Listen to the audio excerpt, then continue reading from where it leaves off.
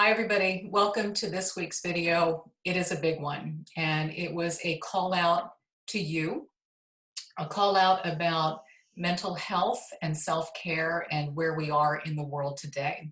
And as you know, on my platforms, Instagram and Facebook, I put out a video asking for your feedback, your comments, where you are, where you're struggling, and where you're needing some help. And boy, did you respond. 1,000 comments as of Sunday, which is the day this is being recorded.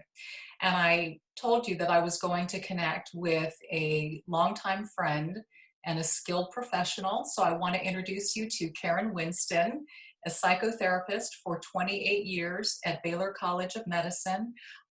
Welcome, Karen. And first of all, thank you for your time and your wisdom and your contribution today. It's a really big deal to me. A pleasure. Karen, you have not only been in practice for 28 years, but I just want to brag on you too, because you also held a really cool position with the Houston Texans as a counselor. Can you just elaborate a little bit on what you did for them? Oh, what a wonderful position that was. I helped the coaches and the staff and the players think through difficult issues and help them be the best they could be in a very, very hard profession. Yeah, for sure. And a lot of responsibility, a lot of pressure on these young athletes, a lot of management in terms of finances and personal life. And so you served as a great life coach in that respect. And I think that's kind of what we're looking for here. I think everybody needs a little life coaching at the moment. Yeah, we all do. Yeah, we do. So I know that you had the opportunity to go through the comments as well. I did. I looked at each and every one of them. And what I decided to do was to write a list, sort of catchwords, buzzwords that I kept hearing over and over again in terms of how people are feeling, what they're dealing with, where their concerns are. And I'd like to read that list to everybody so we can all sort of be in unison as to what we're addressing today. Again, this is a video on mental health and self-care in terms of what we have witnessed in 2020 so far. And as I said before, you know, we're only 6 months in, and boy, are we having to deal with a lot. So here are the emotions and the words that describe where people are in the moment.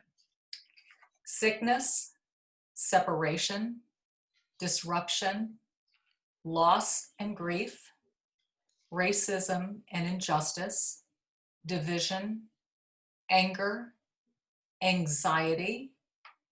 I will say that one over and over. That was probably the most commonly used word. Hopelessness, fear, self-medicating, depression, overwhelmed, and relationships. You know, these are some big and heavy words in terms of where people are and what they're struggling with. So, Karen, maybe we go to the top of the list, which in a way brings us back to the start of the year. And that was dealing with COVID, which really dominated what we were seeing, hearing, and experiencing. So that leads us to sickness. And, you know, sickness doesn't just encompass COVID. A lot of people talked about recent diagnosis of cancer or a family member dealing with sickness. So let's talk about that. Let's talk about coping with sickness in society and in our personal lives. Sure. So, one thing I want to say is I read through the questions and you and I talked about them Mhm. and the list you just gave. I am really, really impressed by your followers Mm. that they are so able to label their feelings. Yep. That's not necessarily an easy thing. And they were very forthcoming and I thought incredibly vulnerable, Mhm. which tells me, Dominique, how much they trust you to be able to say their truth, talk about their problems, put them out there and trust that you will uh, care for them in a thoughtful way. So think that says a lot about you and the fact that they would allow you thousands plus because people were liking each other's Yes. text and going, some of them had 75 likes, Right. you know, like, yes, I'm with you. So I think that says a lot about this platform you've created and this trust you've created. It's a blessing, Karen. It is, and you're right. I noticed that too, and I'm appreciative of it. One of my favorite things is how others will chime in and how women will help one another in the moment. If somebody commented about sickness or recent diagnosis, boy, I mean, in came comments from other women who have either battled it or who have just empathy. The willingness to share and to offer compassion and to lift on this platform to me is the greatest gift. And so I feel so fortunate to be surrounded by such an amazing group of women out there, women who are seeking not only help themselves, but also seeking to be helpers in their lives. And we're going to talk about that a little bit later too. But thank you for the acknowledgement. And that's honestly, that's why I have you here, because it's based on trust. And I know you and I trust you. You have not only been a longtime friend, but you've even been on my television station in terms of offering help and counseling to our viewers there. So again, thank you. Thank you for your time and just for being here and offering your nuggets of wisdom. So, let's talk about this sickness, and it's depressing, it's sad, it's painful. How do we handle and how do we cope? Well, first of all, when COVID hit, all of us were in Hmm. the same boat of not prepared. We had no roadmap, we had no manual. Right. And for people that you're talking about, they're already dealing with their own health challenges or the health challenges of someone they love. I read about people that were caring for someone alone that was autistic. I had a call from the last TV show I did with you about a mom with 3 autistic kids, Mm. or they're caring for a loved one with Alzheimer's or dementia, and they don't have help. It compounds the loss and grief we're already experiencing. And we've gone through tremendous loss, Dominique. Our world changed. Mhm. And you saw your kids go through loss. As adults, we went through loss of our routine, our normal life. Maybe we lost some ability to work, some ability to move around freely. And when you're already dealing with sickness, it's really almost too much. We get Mhm. really overwhelmed. And that was the other word that we heard was overwhelmed. And so it seems like we come at this crossroad in life where we we either become a victim to these overwhelming feelings and just say I can't anymore, I can't. But then the logical and the rational side of us says, well, I can and I must, I have to continue. So what are some of the strategies that you offer people in terms of being able to continue and carry on? The number one strategy I personally use and give to my clients is we've got to know what we can control, Mm. because there's so much we can't control. And even in Texas, where we're able to have 50% capacity in restaurants and theaters and get out and go, buildings can have 50% capacity. We have to know, how do we keep ourselves safe? How do we keep our kids safe? What's right for us? So when we know what we can control in our life, because we cannot control the pandemic, we can control our health and our hygiene. It gives us then agency to start saying, okay, there's a lot of things that I can't do, but what is the positivity of what I can do? And what am I going to do? What is my plan? And now it's like Groundhog Day. I tell people, I feel like every day. Someone also wrote they feel like they're on a roller coaster, and I'm going, yeah, it's kind of like a Groundhog Day. It's the same thing over and over. Sure. I feel like I have to work to make sure I'm very purposeful and clear not to have Groundhog Day, Mm-hmm. because it could be if I allowed that. So Right. we could talk about what specifically have we done, could we do? Mm-hmm.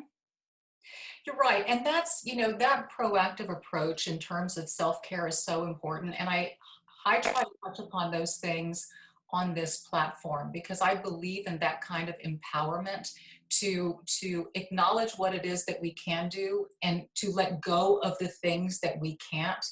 And so in terms of health, Little things like just getting up and going for a walk, if you can get out and to do that. That movement and that ability to bring oxygen into your body and to get your heart pumping is so good for you, not only physically, but also mentally. It's a great departure to listen to music, to listen to a podcast in the moment, to take your supplements, to make sure that nutritionally you are being satiated and satisfied in that way. Nutritional health is very important in combating any kind of an illness, as well as, the mental health, the de-stressing and all of those things. So you're right, Karen. I mean, it is really being mindful on what it is that we can do and sort of making a plan of action to do it, right? Because it's one thing to think it, but it's another to get out and to make that step. And you mentioned, sorry, my cat may walk into the screen, and I'll just gently move her away. She's very used to having her That's way. all right. We could use a little bit of that. Um, so I did something, and I update this weekly. I have a recipe card, Hmm. and what's on it is what I need to do to manage my stress. Ah, So it's my recipe for that, because all of us are different. All of us have different stressors. We have different abilities. Some people can't get out and walk where they are, mhm, right? And mhm, we know exercise is so good for our body and our brain. right. So I would say if you could even get outside and breathe the air Mhm, and just hear the quiet. If you're home alone with kids all day and you don't have extra help, get that quiet outside just to change your brain. mhm. Many of us are anxious, very anxious, and we can talk more about anxiety. But when we're anxious, as my friend Ellen Safier says, it reduces our brain to the size of a lima bean. We're Mhm. too anxious, and we can't even hear and think clearly. So we're more reactive. Right. And just what you were saying, get out. If you can't walk or run, breathe, feel sunshine, Mhm, hear the birds, mm. something to change that experience from the intensity of your inside environment. Yes, that's so important. And even if it's just locking yourself in your bathroom and taking a hot bath with some Epsom salts and candles and some music, you owe it to yourself for that moment of quiet and decompression. I've always said that you're no good to anybody if you're not good to yourself. And so it's really not selfish to do that. It makes you better as a human being for everybody else around you. I love you use the word selfish, and here's why. Mm, In my 28 years of private practice, I can tell you the number one thing women say. I don't hear this from men mm, ever. What women say is, well, if I do something for myself, like you just talked about mm, I'm being selfish. There's a difference between selfish and self care. mhm, Selfish is only thinking about yourself, right? mhm. It's not caring for yourself. And one of my favorite examples of that is when you get on an airplane and the flight attendant is going through the safety measures and they're talking about the oxygen mask. Who do Mhm. they tell you to put it on first? Right. You're You. traveling with children, with yourself, right? Mhm. And why would that be? Because you can't help your children if you don't help yourself.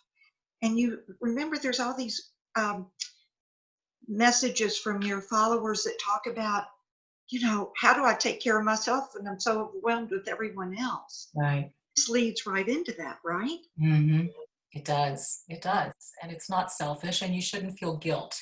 And there was a little bit of that came up too. Is just a little bit of guilt in taking that time, considering that people are so spread thin. And that really leads into the next thing that was on the list, and that is separation. As humans, we are meant to be together. We need the contact, we need the physical contact with our families. Our children need physical contact with their peers. Our elders need contact with us. And so, what COVID did was completely alienate everybody and isolated everybody. And there is a serious mental health consequence that comes from isolation. So we'll talk about children and we'll talk about our elders and whoever you want to start with, Karen. Well, let's start with elders. Mhm. Um, I think it is really hard when you can't see your grandchildren or your parents. Right. Sometimes it's life-saving for them to see your face in person. Mm-hmm. And this goes back to something I said at the very beginning. What can we control? Because this is hard. And I know it's touched your family. It's touched a lot of families when you can't have a face-to-face. And my best girlfriend can't hug her 5 grandkids because she has horrible asthma. Mm. And she just has to be safe, and it's wrecking her. Sure. So what she's done is she has gone to their home and stayed in her car and talked to them at a distance. Of Mm. course, there's FaceTime and there's Zoom and Skype, and that's helpful. Sometimes you can't do that, though. They're in another city. And particularly if they're in a retirement facility, you then have to hope that the management will find a way to get a computer if they don't have one to them so you can at least touch. But you know, Dominique, there's something we have an opportunity to do. We don't do very often. Sorry, I'm trying to keep the cat from. I may just let it go in front of us and just. All right. But the art of writing letters Yes. has really died. Yes. Yes. And what about writing a really sweet letter Yes. and maybe making your own stationery, or if you have children at home, let them create stationery with art and then writing a sweet letter That's when we beautiful. can't. That's And this beautiful. is something they can read over and over. Correct. And and that is something that that generation appreciates more than anything. They struggle with technology, but they love and they cherish a handwritten letter. You're so right. And write them to your grandkids or nieces and nephews. Because again, they'll go, why are they doing that? They can type a text or an email. Yeah.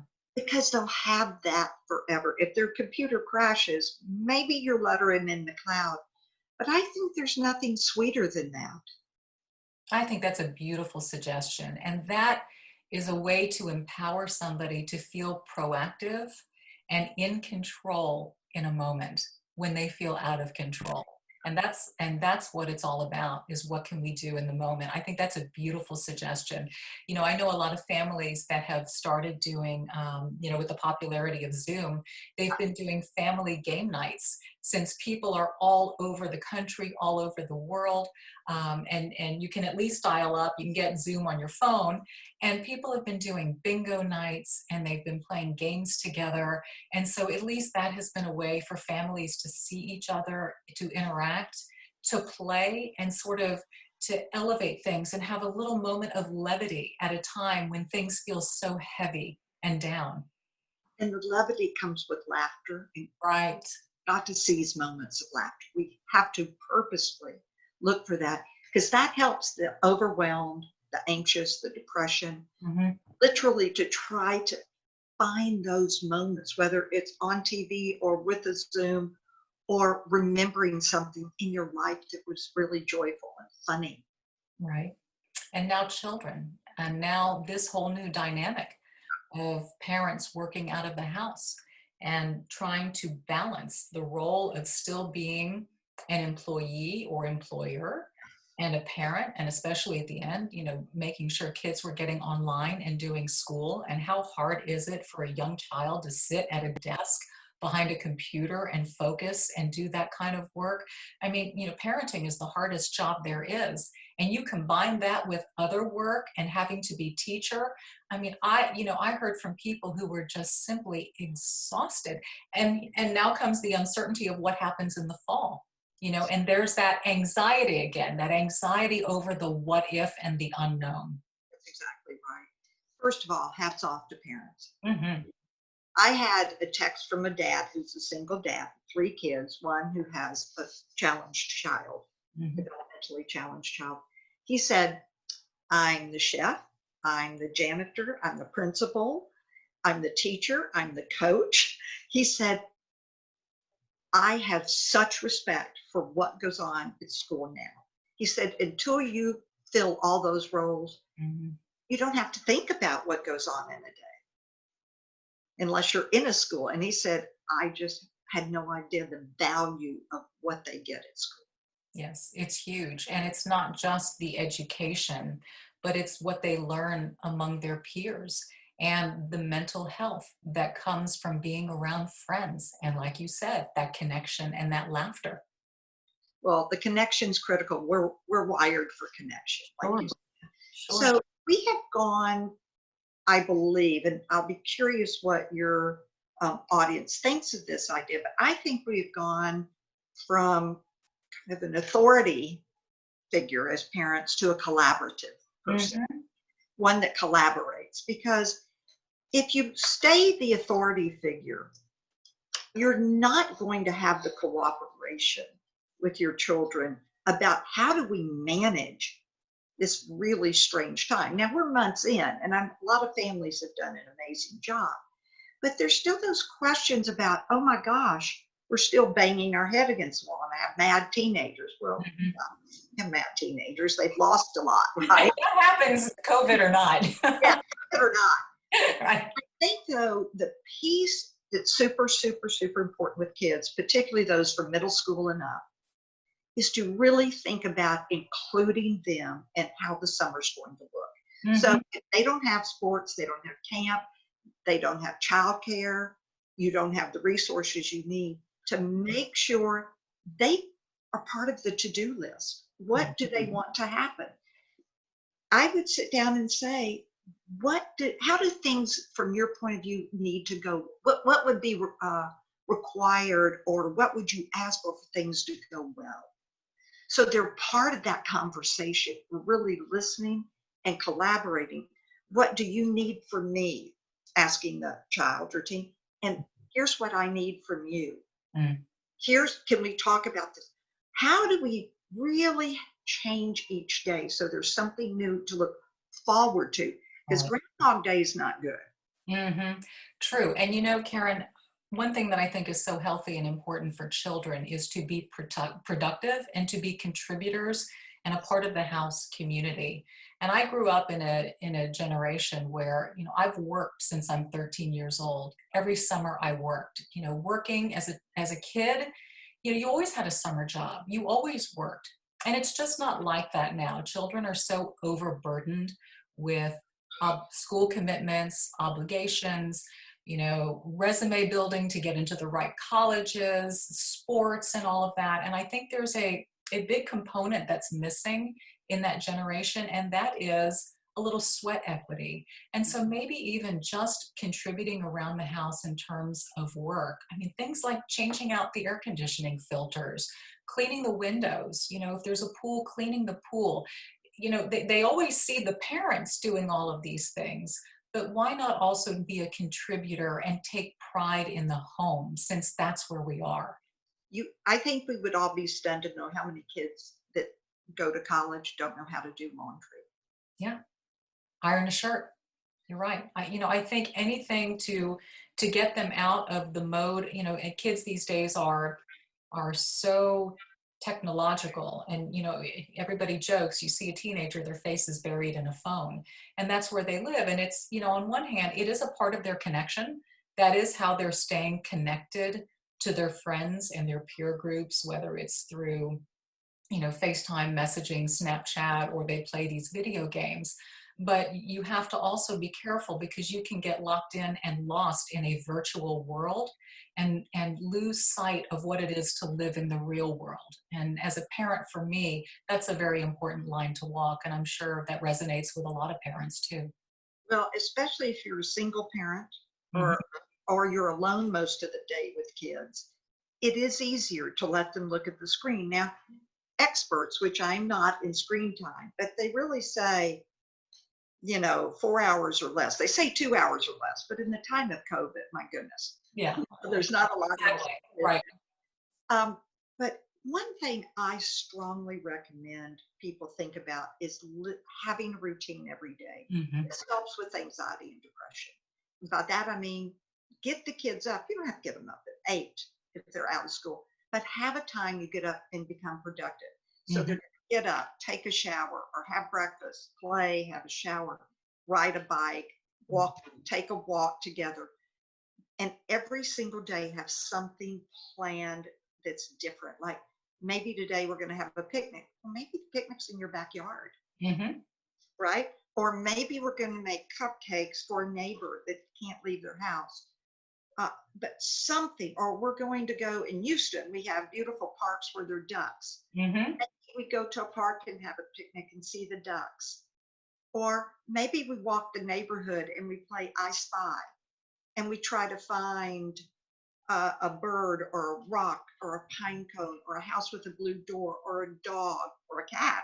You Mm-hmm. know, and we're seeing if we can find something. So we're stimulating ourselves and having something. Again, we've got a forward look Right. And we're doing something together.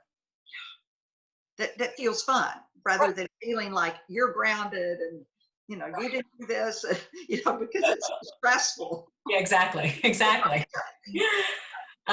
Okay, so the next thing that I was seeing a lot of, and that is loss and grief. Loss of either life, whether people have lost somebody from COVID or they've passed away, loss of a job, loss of a home, loss of what was their normal. How do you handle loss and grief? It's a huge question and it depends on what it is, right? So we all handle it differently.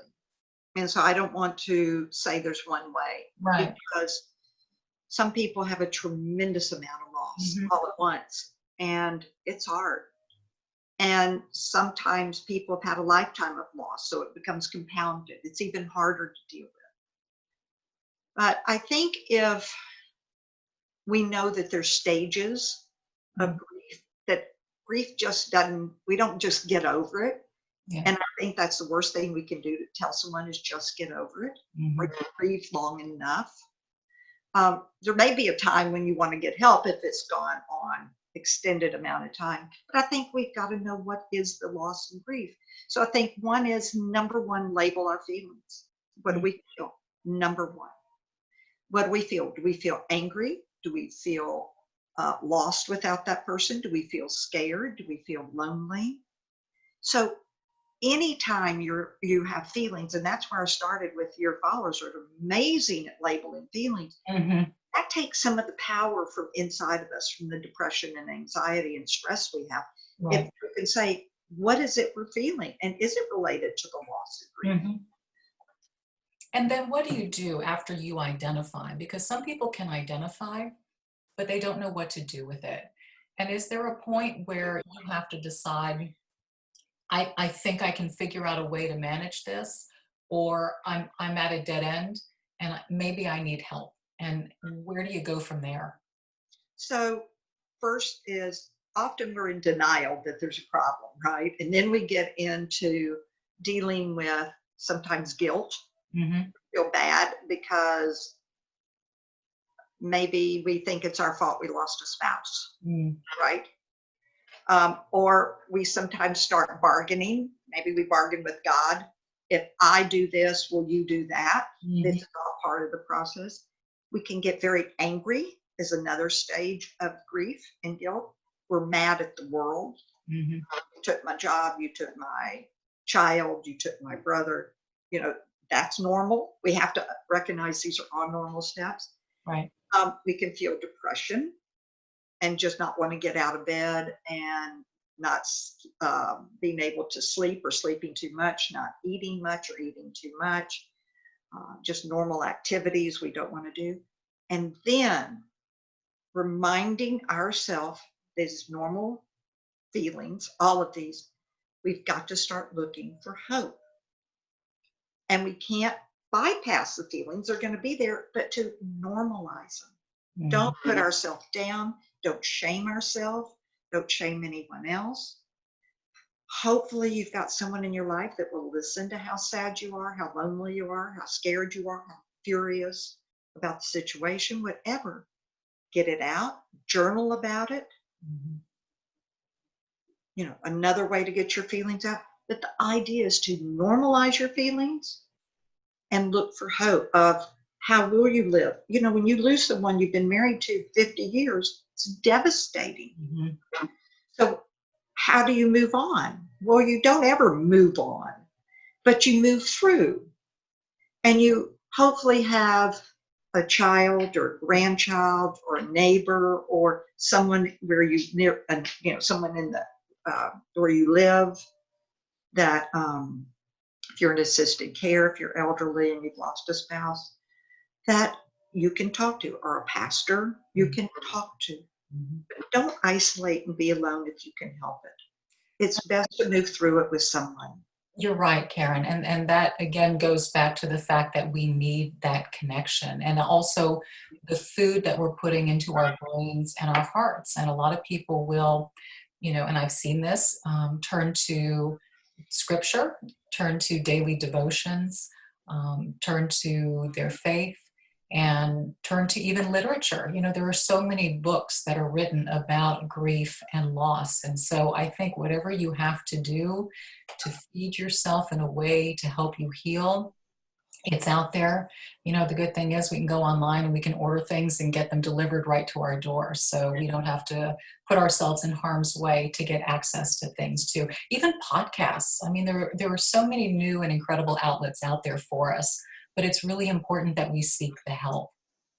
Well, especially now because I'm still social distancing, and while I'm not isolated, that I'm being incredibly mindful about how much I get out and get around people.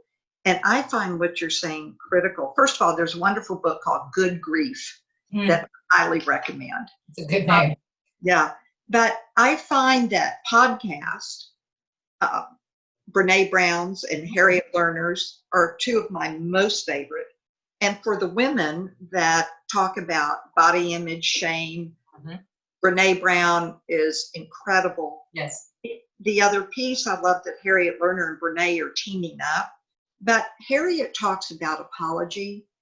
And part of what a lot of us are experiencing during this time is we're grumpy. And we can be grumpier or snarkier or just not our best self. Sure. And this is part of what the anxiety and depressiveness that we can feel with what we've gone through and are going through. And Harriet Lerner has this magical book on apologizing and what is a good apology. And once you read it, you will never hear apologies the same. She really has this beautiful way, because I think part of this is being kind to ourselves and saying, look, we're not necessarily our best person, and we can work on regulating ourselves. And that's the self-care. And at the same time, there's people we may need to write an apology note to. That leads into the next one. And this has been connected and tied into the news of late, and that is racism and injustice, and what we have seen in our country with George Floyd, but also the history in our country. People are really having to deal with that and process that, and it's coming out in new ways. And I saw something really incredible this morning on my church. All churches are streaming these days, and they're in fact getting record numbers of viewers because people are so desperately seeking and exploring their faith in these times, and they're realizing how important it is and how much they need it. And what took place this morning was a really heartfelt and genuine conversation between pastors John Gray and Joel Osteen, and it was a true heart-to-heart talk about racism in this country. But what it was, and this is what I'm seeing a lot of, is that, even through colleagues or friends, people are really opening up dialogues and saying, you know what, let's talk. Let's discuss this. Let's ask. We have friends who come from all different backgrounds and all different walks of life, but have we taken the time to ask them about their experience or experiences as a child or growing up? How much do we really know about that? How much do we really know about them? And so to me, it was really seen as an opportunity to converse and communicate. And there's an expression that I love, and that is, God gave us 2 ears and 1 mouth. I was just going to use that. It's my favorite. Right? And so, maybe that's where we are. There are so many things happening at the moment, but maybe, Karen, people just want to be heard. And Absolutely. right. And, that applies to any and every relationship, whether it's a relationship with a spouse, friends, coworkers, children. We just want to feel heard. And I feel that that is this big movement and moment that is happening right now. And that boils down to effective communication. You know, I think again, I'm going to talk to women right now. Mhm. It's not that men don't feel this, but women don't feel empowered to be heard Mm. often, that they're labeled if they're too strong in being heard. And what I would say is that to communicate your truth unapologetically Mhm. doesn't require us to be overbearing. It just requires us to be vulnerable to say, here's my truth. Mhm. And you're not putting anyone else down. You're just talking about yourself. Harriet Lerner wrote down a quote she had that I think I love. It says, if we could only listen with the same passion that we feel about being heard. Mm. I love that. Isn't that awesome? I love that. That's And powerful, and that's yeah, what people are screaming for. screaming for. Mm, And we all want to be seen and heard, but we have to reciprocate. mhm. That's great, Karen. What about, the issue of division?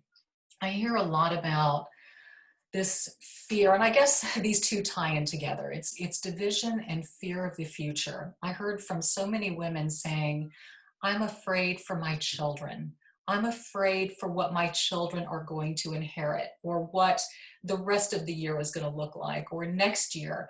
There is this enormous amount of fear about the unknown, and fear about the fact that we feel we are so divided, where we need to be united. What can we control? Right. That's what it is. So fear produces anxiety Hmm. that we can't control. But what you can control is dialogue at home. Hmm. What you can control is, as much as you can, what information are your kids taking in? Mm. What social media? Whatever you need to talk about at home, talk about it at home. So you can not catastrophize, not make up something that may happen, Mhm. but just say, I can control today. How do I keep my home safe today? I don't know what the future will bring, but what I want to do is create this safe place for my family today. And it's like the 12-step program, really, which Mhm. is a day at a time. I love their mantra, you And know. how do you do that? I mean, it sounds perfect, but it obviously requires strategy. So how do you get your head out of tomorrow, out of next week, next year, and how do you get it right here? It is absolutely practice, period. Mm. Period. So I'm thinking about next week already around work, right? And what I'm going to do and what I need to do and things around the house. Mhm. But I'm talking about the worry. If I start worrying what's going to happen with George Floyd's funeral and what will happen to the city, because around my home, the retail stores are boarded up. Mhm. So there is this idea in my mind, maybe there'll be violence because they boarded up the retail stores. I don't know if there'll be violence or not. So I can't make my thoughts a fact. Mhm. My thoughts are only my thoughts. So I can't hold on to them other than to say, okay, if there is, how do I protect myself? Well, maybe I don't go out that day. Maybe I stay home. Maybe I do what I, not maybe, I'll do what I need to do to keep safe. Because again, if we start making every thought we have and every worry we have as if it's a fact, we'll be paralyzed. Mhm. You're right. And the key is to be able to move, to be able to be effective and productive. I think a lot of people do feel that sense of paralysis and feeling stuck. And that's about the worst thing that can happen to you, because that's what leads to depression. Absolutely. And, this piece of, look, I'm just going to say we all, I must speak for everyone in the world, which is ridiculous, but I'm stressed. I feel anxious. Everybody does. And the only way I could control that and not be horribly impacted by it is, again, go back to wherever my recipe card is. What can Mhm. I do? But the day of the funeral is not on my recipe card. I'm going to deal with that day on that day, Mhm. only because I see these visual suggestions there may be a problem. So each day I can say, what do I need to do to take care of myself and my family? That's all I can do. That's all I can control. Right. And also, and this is going to sound so counterintuitive coming from a news anchor, but controlling the message. Yeah. And I have to admit that there have been days this year I have really struggled. I have come home burnt out, frazzled, emotionally wrecked. Um, and that's not me. That's not how I function. And just the enormity of what we've had to deal with this year, and for me to continue to deal with it and to honor and respect my role as a professional, objective journalist who is also sensitive to the human condition. Man, it's been hard. It's been hard. And I've even had to, on the weekends, I've had to turn off the news and not continually feed myself with every soundbite and every new thing that's happening. And it's hard because in today's technology, we all have phones, we all subscribe to apps and websites, and we get notifications. And so it's you feel like it's kind of coming at you from all angles. And sometimes you just have to, and it doesn't mean to be an ostrich with your head in the sand. You can't do that either. But at some point, you have to protect and guard your mental health. I wondered how you've done that because, frankly, I hats off to you. It's got to have been hard. It's hard.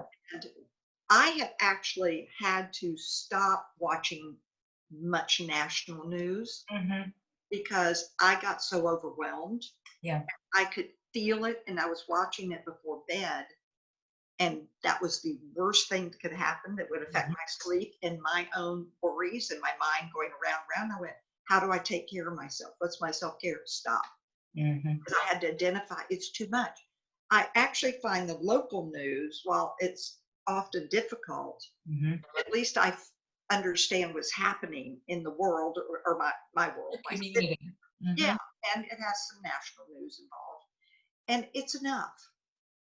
I find that is enough for me because I saturated myself at first. Yes. And I hear you. It was too much for me. Yeah. And it's too much for our kids. It's Yes. Yes. And that leads into the next thing that people talked about, and that is fear. And that's exactly what happens. Fear comes from those thoughts of the unknown. Fear comes from the constant exposure of what's happening and maybe not understanding it or being able to control it.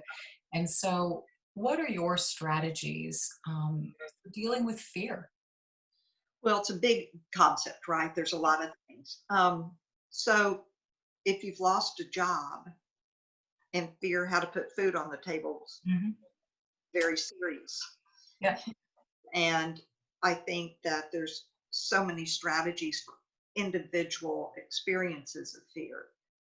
Again, I know I'm just saying this over and over, but I just see that when we can think about what we can control, that helps our fear. Perfect example, you've lost your job.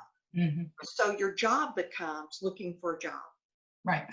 that you're terrified, but you literally work hours and hours a day looking for a job online or in print, on LinkedIn or Hmm. through other websites. That becomes your job. Like you say, look, I can't get paralyzed. I've got to decide how to self care for myself. Hmm. Now, I think fear is normal right now. I think every one of us has it.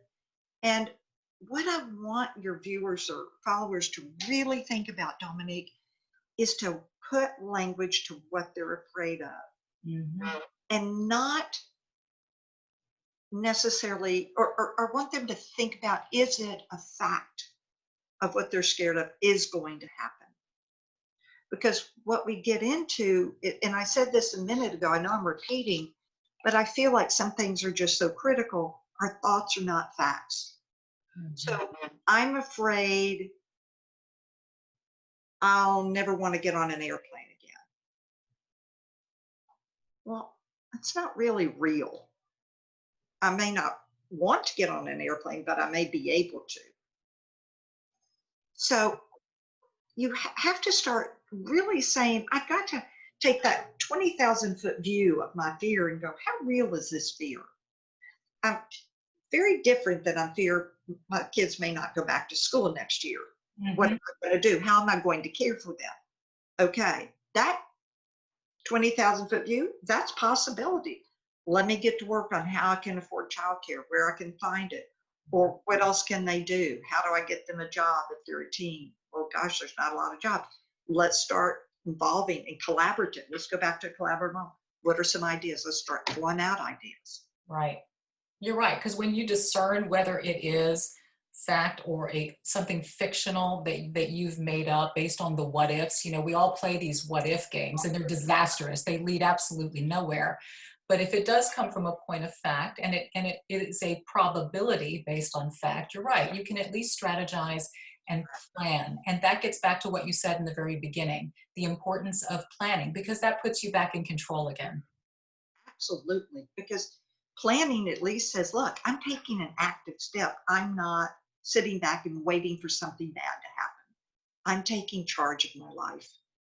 And Right. I'm going to be prepared for what I don't know to happen, but what could happen, like school's not And that opening. helps your mental health because you're at least doing something. One thing that people talked about, and this plays into not being able to cope, and that is self-medicating, and that happens in numerous ways. That's alcohol, drugs. One of the biggest self-medicators is food. People turn to food as a serotonin booster to feel good in the moment, but then what happens is that awful crash and that enormous feeling of guilt. Why did I do this? And why did I not have control? And so I heard from a lot of women who feel that they are overeating and they are depressed because they've made that decision to medicate that way. How would you guide them? First of all, you have a lot of company. You're not alone. Right. And these times have been unbelievably hard. Mhm.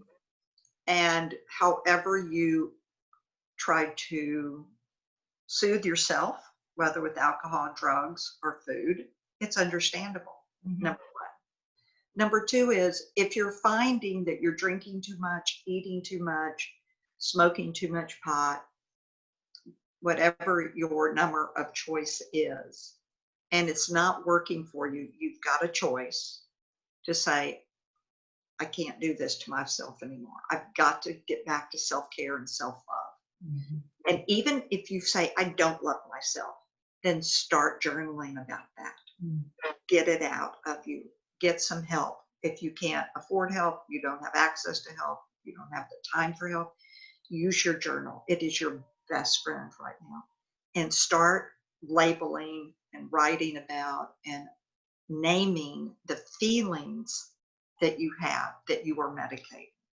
And then what happens? Because you're right, identifying is the biggest thing. I think oftentimes we live in denial.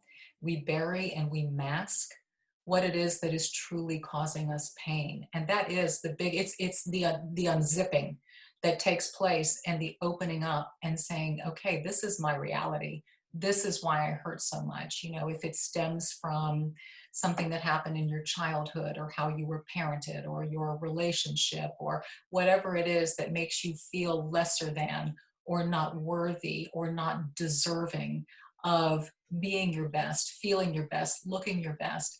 That identifier is key. what happens next? Once people have identified and said, okay, so I'm being raw and honest with myself as to where this is coming from, how do I stop using that as a crutch in my life? A day at a time. Mm. So today I won't overeat. Today I won't have 3 glasses of wine. I'll have 1. Today I won't smoke pot starting when I wake up. Mhm. Maybe I have, something else to take its place. Maybe I say to myself, I won't drink at all today. Right. Or, and in its place, instead of a drink, I'm going to go and try to walk. And I won't get it perfect, and I'm not going to bash myself, but I'm going to start if I don't do a good job, and don't try to do all or nothing. Just Mhm. gradually give yourself permission to start changing your behavior. Because look, the whole point is you want to feel better about yourself. This is what it's about. And you and I are here because we want your followers to know ways to feel better about themselves when Mhm. they don't. We want to feel better about ourselves. And the other piece is reach out to someone if you can. Talk to someone if you can. It doesn't have to be a therapist, it could be a family member, a good friend. Mhm. But if you can find someone to talk to, talking out loud often starts helping you think about what is really going on with me. If you're not a writer, if journaling doesn't work for you, talking is so important. And that's what we're doing here. We're talking, going, look, let's put our heads together. Mhm. Think about ways we can all have self care and better wellness mentally. And it also, that power of articulation, in my opinion, is freeing. I think that sometimes we feel bound by chains by not being honest about our feelings and where things come from. And once those chains are broken, I do feel that it is more enabling to make good choices. And that in the end, God gave us the gift of conscious thought and decision making, and expects us to be good stewards of our lives and our decision making. And so there is an enormous amount of power in choice. And it does fall on us. At some point, we have to say, I can't be a victim anymore. Maybe I've been victimized, but I can't continue to function as a victim. Well, and also the self harm we do when we overeat and overdrink and overdrug, Mhm. we feel worse.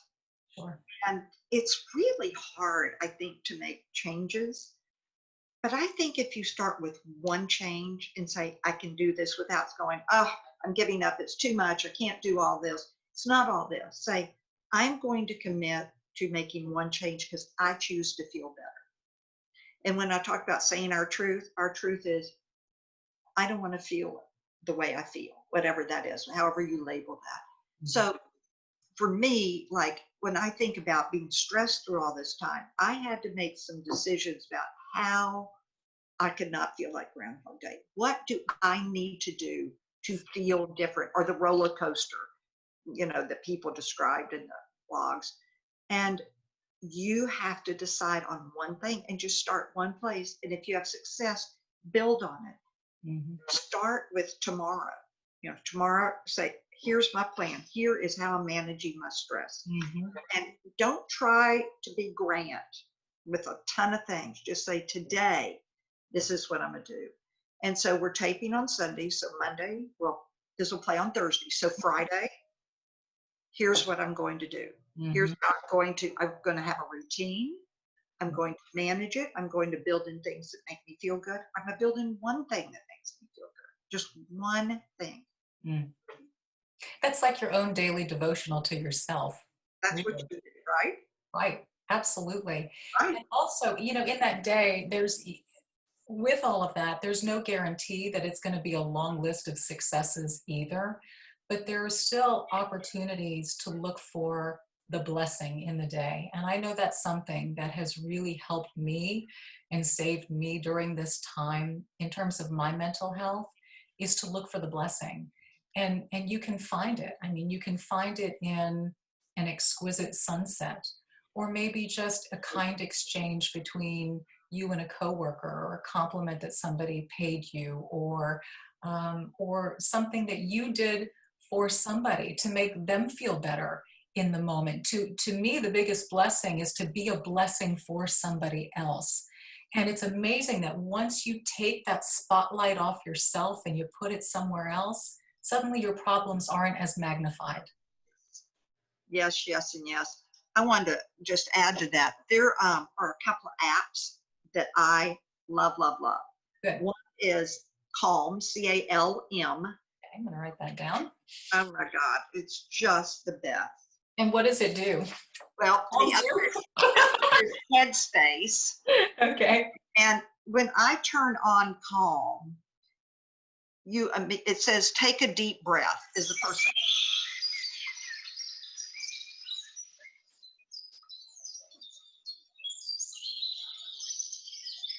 So you hear that beautiful music of it's just birds. So Mm-hmm. they have meditation. They offer meditation. Right. Offer. They ask you how you're feeling, what you're grateful for.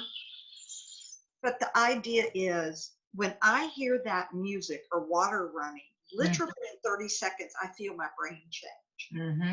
So I want to offer that up with some ideas about self-care. Great. Like, what do we do right with Now. a time? So you're saying, how in the heck do you do a day at a time? So Headspace or Calm. Dominique, you and I know the power of breathing, Oh, for sure. right? Mm-hmm. But can't that change your brain like this, right? Instantly, your heart rate, your blood pressure, mentally and physically, it alters you. And if you're going off on your spouse or your children or a coworker or a family member, just try to gather yourself and go somewhere and just slowly breathe. Yeah. And pay attention to the breath, right? Mm-hmm. Right. And talked about moving your body, working out. So today in the Houston Chronicle, did you see the article on coping? No, I missed it. Oh my gosh, it is so fabulous. Your viewers are going to love this. Okay. So it's about how to cope around the coronavirus. And it gave the names of people that told what they were doing. And these are wonderful. Coping strategies. Gardening. That's hands down been one of my favorite. Yes, I thought of you. Mm-hmm. Because what does that do for you? It does something for you, right? What? A lot. It gets my head in a beautiful green space, and it gets me creating the creative side and also enabling growth.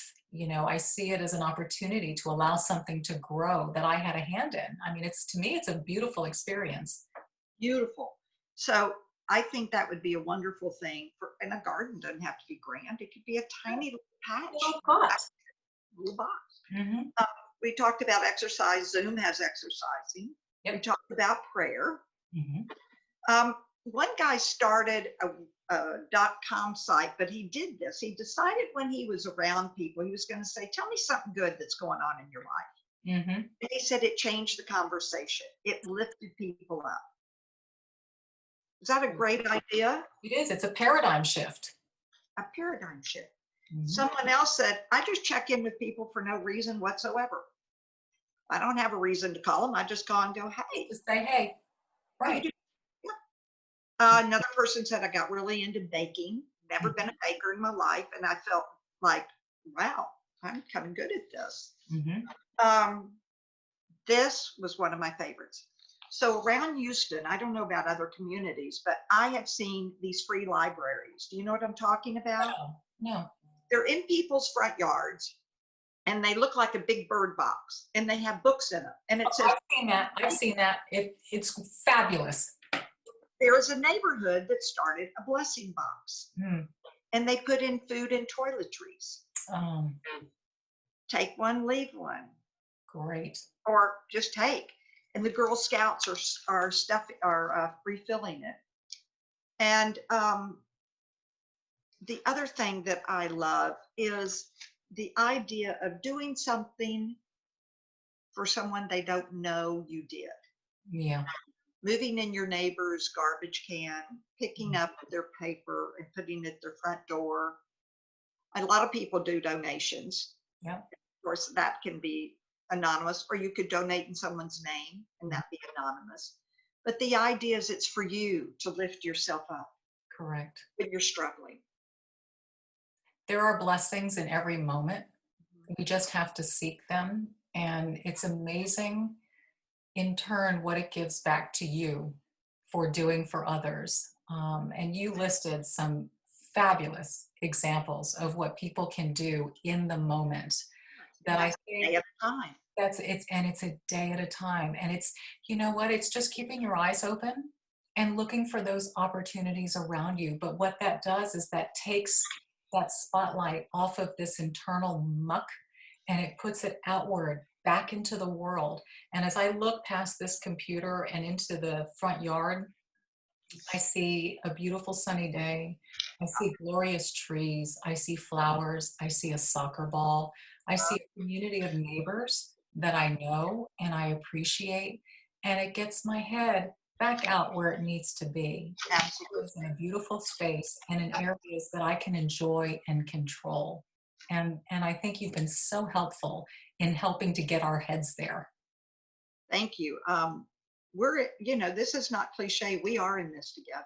That's And right. any of your viewers that think they're alone, look at how many people liked, even one person liked your comment to say, I'm here with you, sister. Hmm. You are not alone. That's right.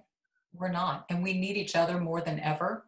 We Yes. need wisdom from one another more than ever. I am grateful for this platform to be able to provide this kind of content.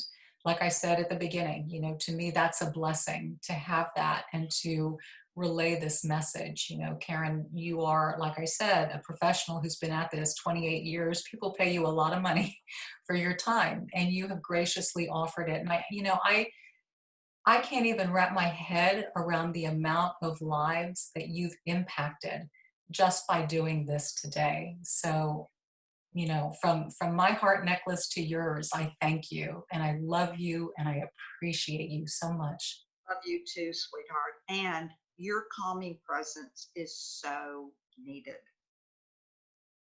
Thank you, Karen. Thank you. If people need more than this, you know, there were some comments that were really concerning, people feeling like they just couldn't go on anymore. What should people do in those desperate situations? Well, first of all, if you feel desperate and that you're at a point where you just can't help yourself, reach out to your healthcare provider to get some help. Mhm. There's help out there, and you don't have to go it alone. And please know there is no shame in being depressed and highly anxious. Just none. It doesn't mean there's something wrong with you, that you feel like there's something wrong with you, but I'm talking about that you're a flawed human being. You are not a flawed human Mhm. being. You just need help. And Right. it's okay. And please get it. Please get it. Thank you, Karen. And thank you for your encouragement. I think this is going to go down as probably my most favorite video in terms of message and meaning. And I'm so glad that you were a part of that. You filled my cup today. So thank you. Well, thank you for allowing me to be a part of this. And I hope anything that we said is helpful, because that's our intention, You is bet. to do anything to support people. Indeed. And I know we're both women of faith. And so we offer our prayers and our hopes to you during these times, and that you find your way, and not only find your way through, but come out even better in the end, right? That we can all learn about ourselves and each other from this. Absolutely. We are definitely in this together. We, everybody is going through something. Mhm. Thank you, Karen. Thank you so much.